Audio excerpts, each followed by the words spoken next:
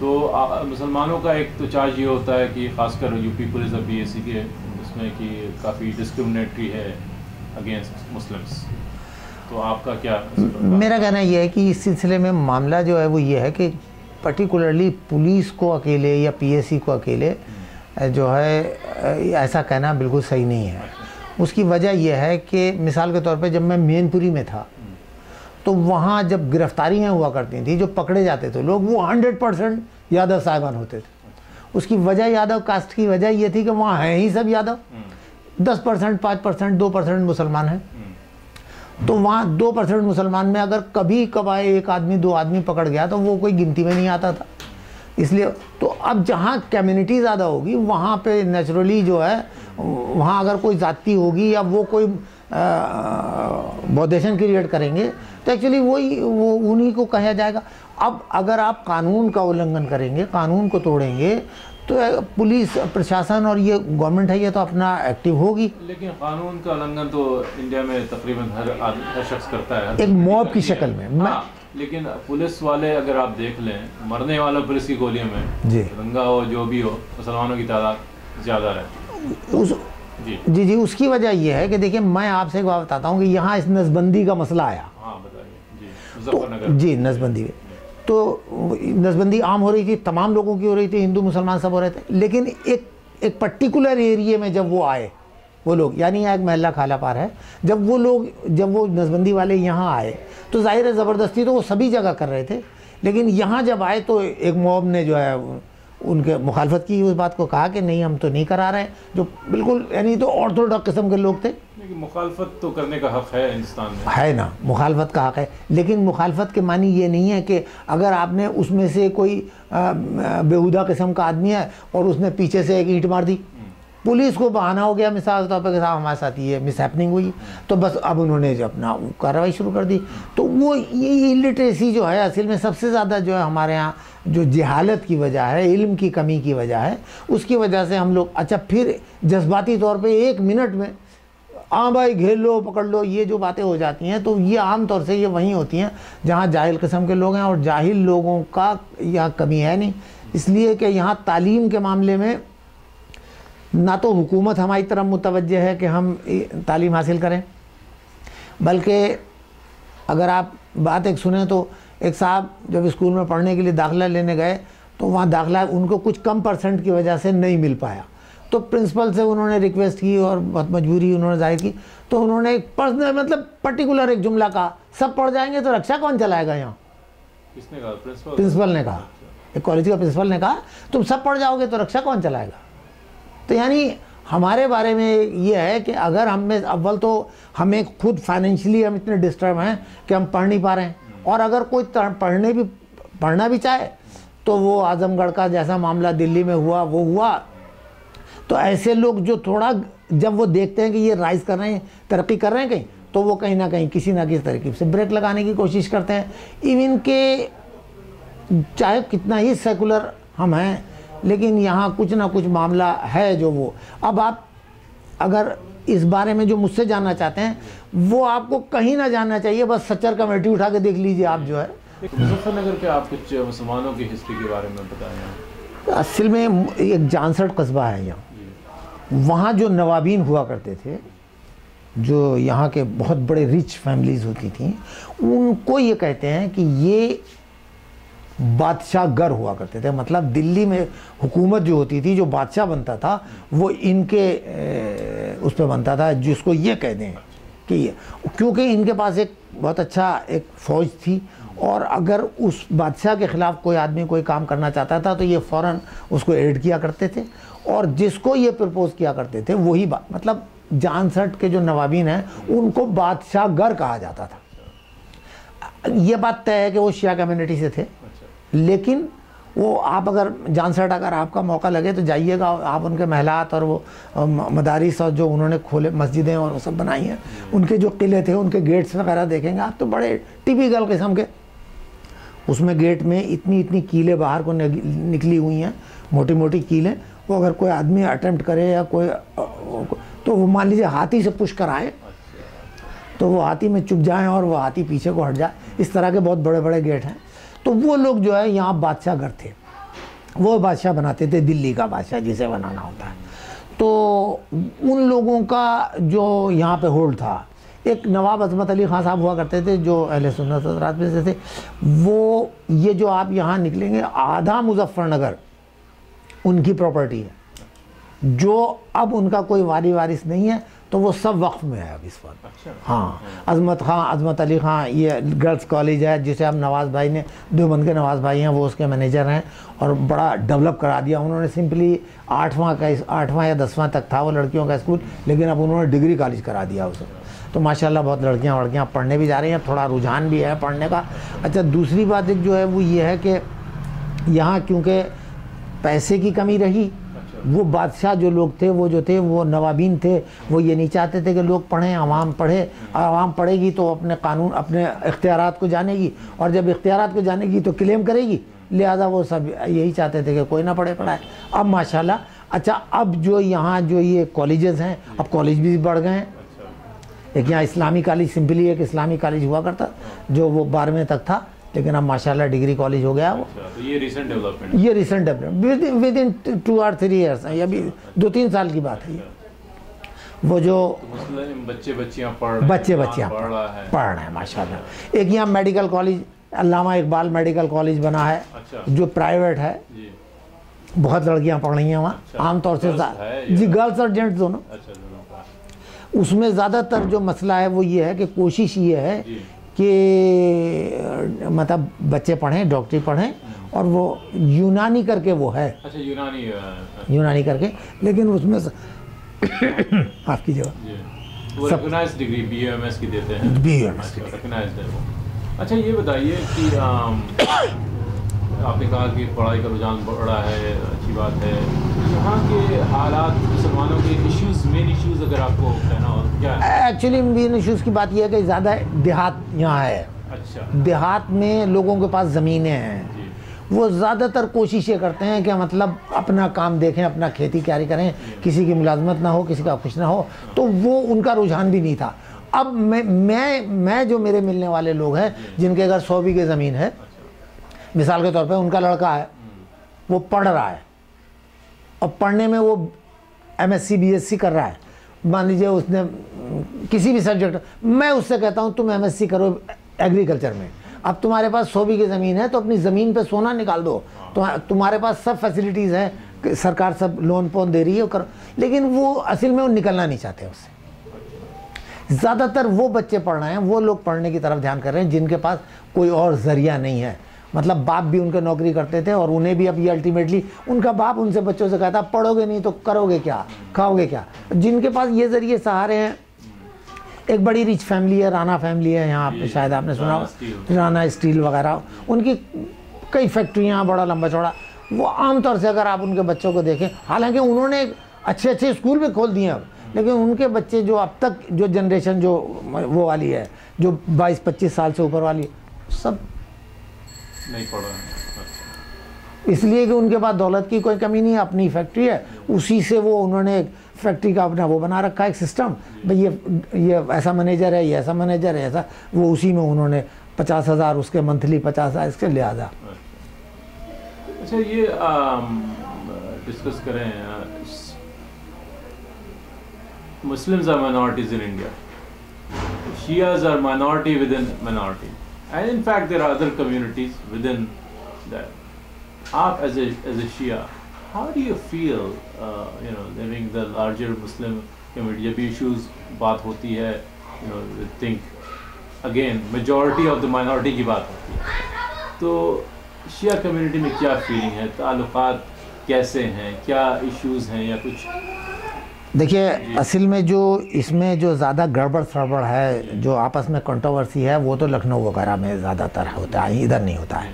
इधर तो ये मैंने ये देखा कि जो हमारे सुन्नी भाई हैं, वो जो हमारे जुलूस निकलते हैं, उनको वो उसमें हमारे साथ रहते हैं, बिल्कुल हमारे साथ रहते हैं। और अगर खुदा ना करे किसी तरह से किसी और से कोई ये उम्मीद हो जाए कि ज़रा सा कोई वायलेंस डिस्टर्बेंस कुछ होने वाला है, तो वो लोग बिल्कुल हर बात के लिए सपोर्ट में है।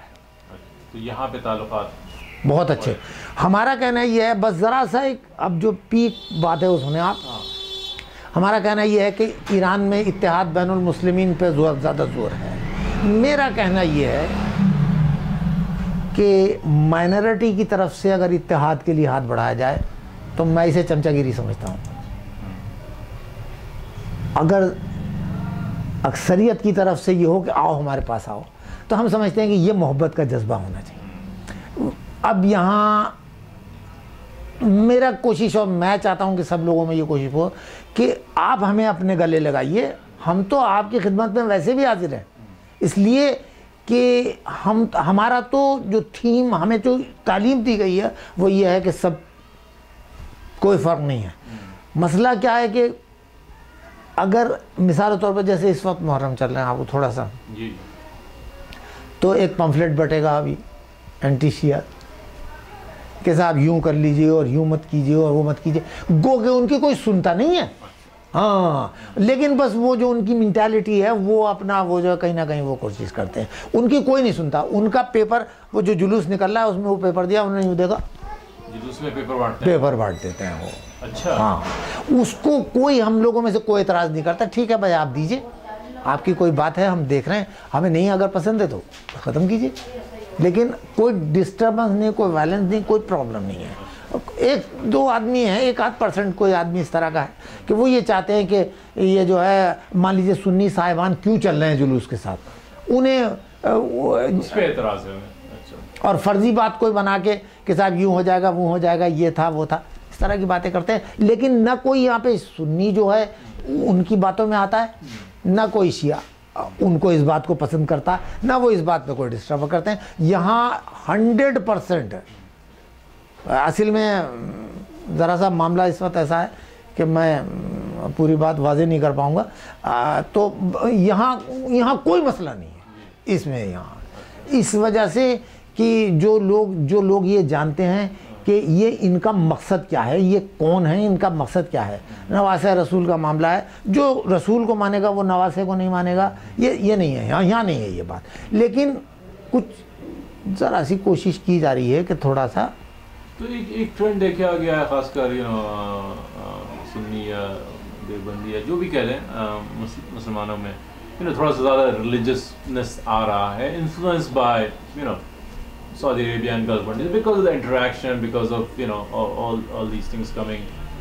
काफ़ी अब टीवी चैनल्स भी आ गए हैं, तो एक थोड़ा सा हार्ड लाइन किस्म का नहीं, कोई हार्ड लाइन, हमें कोई हार्ड लाइन नहीं लग रही। देखिए एक बात, वो माने चैनल है वो आता है, एक हिदायत चैनल है, एक जाकिर साहब का है।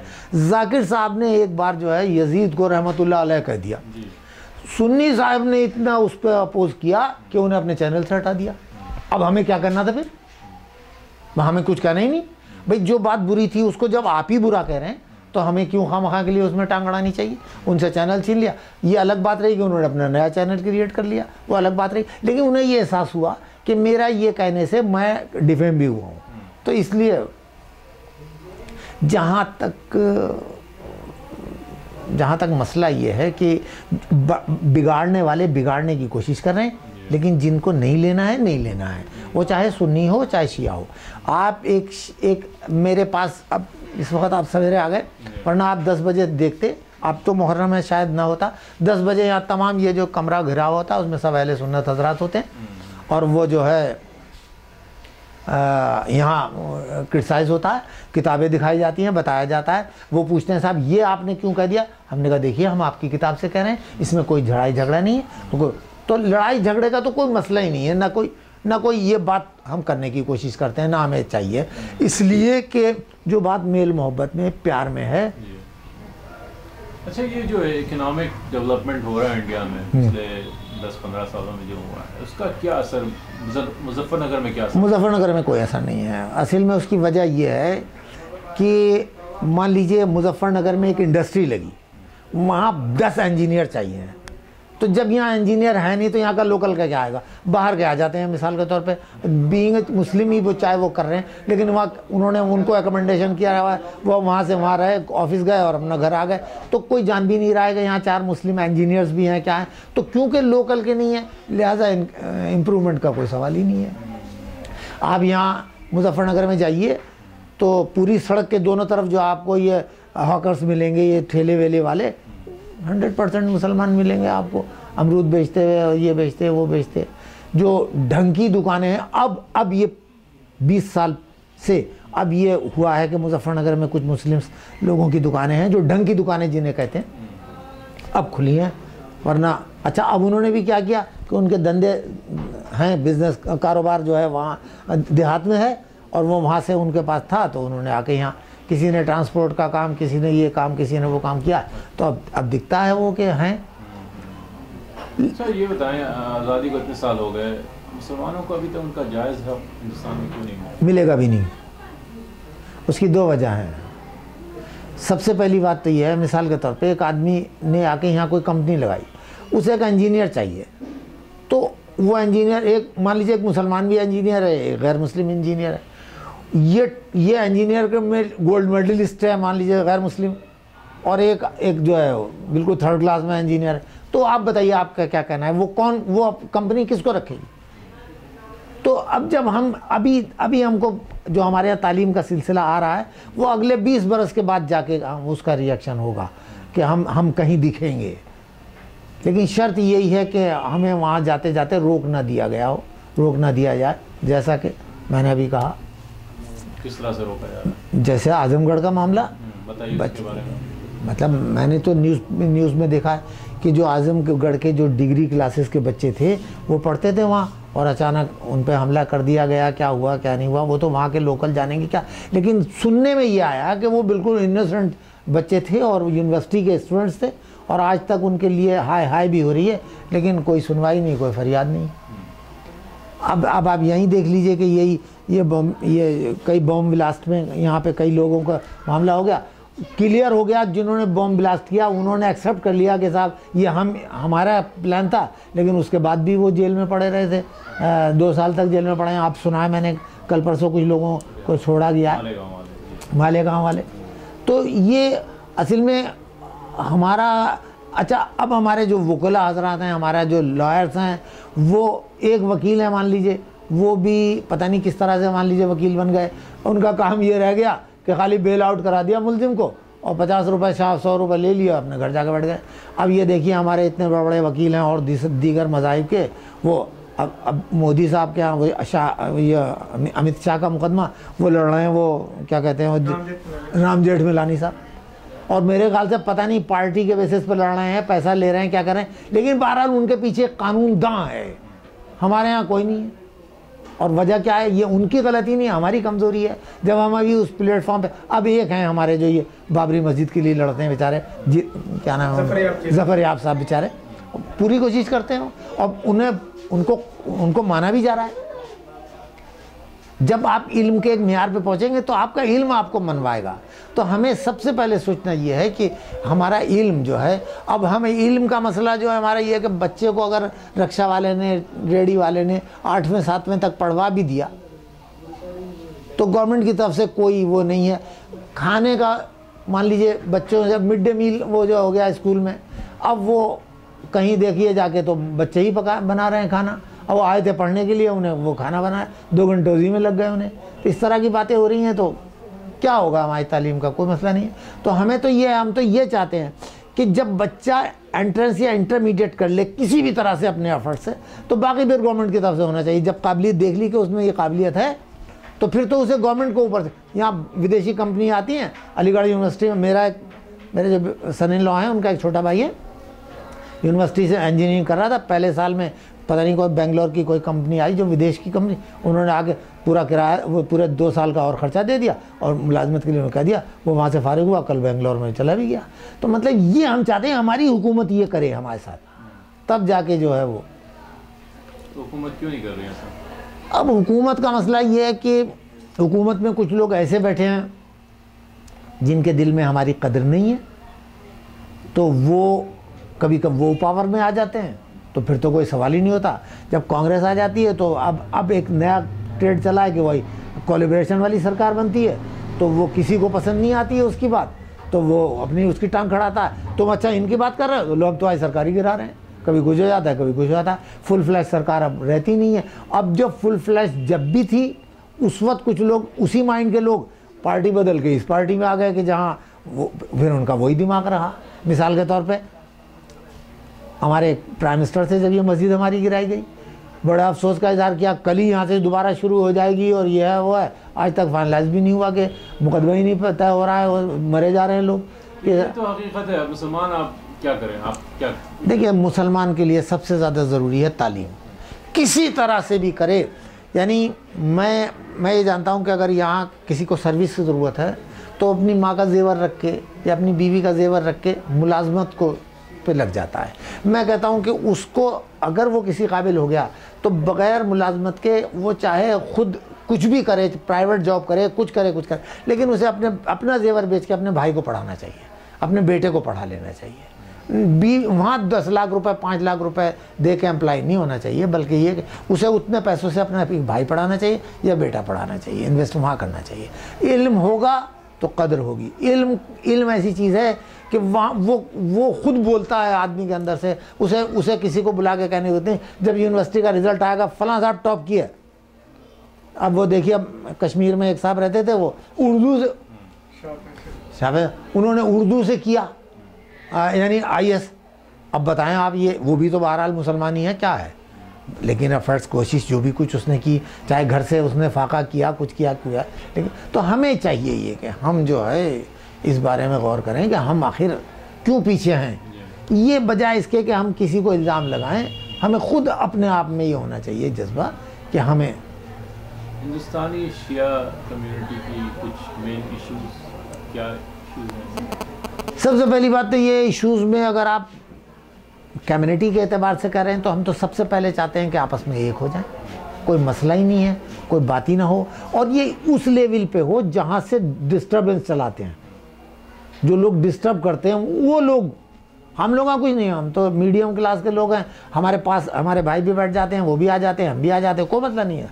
यहाँ अगर मिसाल के तौर पर खुदा ना करे कोई शिया सुन्नी झगड़ा हो जाए, अव्वल तो कोई बाहर वाला कराए, यहाँ तो अंदर वाले तो करेंगे। अगर झगड़ा भी हो गया तो आप आइए मेरे घर बैठ जाइए, 50 आदमी बैठेंगे, हम सारे दिन भर बात कर देंगे, कोई मसला नहीं है। लेकिन हम चाहते ये हैं कि सबसे पहले ये है कि ये चीज़ ज़हन व दिमाग से निकलनी चाहिए कि तुम अलग हो, हम अलग हैं। ला इलाहा इल्लल्लाह मोहम्मद रसूलुल्लाह, एक किताब, एक रसूल, एक खुदा, एक क़िबला, एक हर चीज़ हमारी एक। फिर किस बात पे हम क्या करते क्या?